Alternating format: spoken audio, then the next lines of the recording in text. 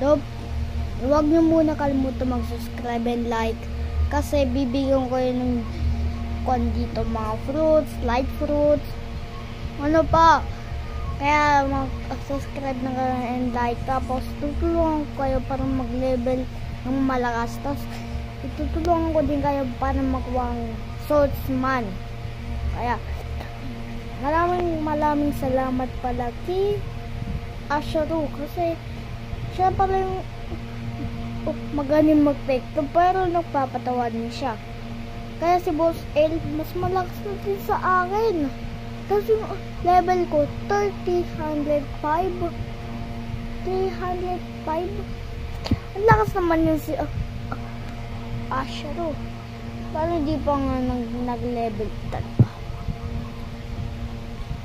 Tapos dito din sa Brayrat, still the Brayrat.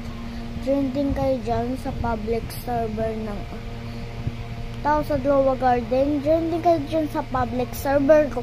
Tapos i-check ko din dyan yung sino nag-join, ha? Tapos i-add ko kayo or may i-like nyo lang din sa video ko. Tapos subscribe din and mag-comment kayo ng username nyo para ma-i-add ko kayo. Tapos may-add ko kayo. Tapos i-join kayo sa public server ko sa Glowa Garden kasi bibigyan ko kayo ng madaming mga fruits.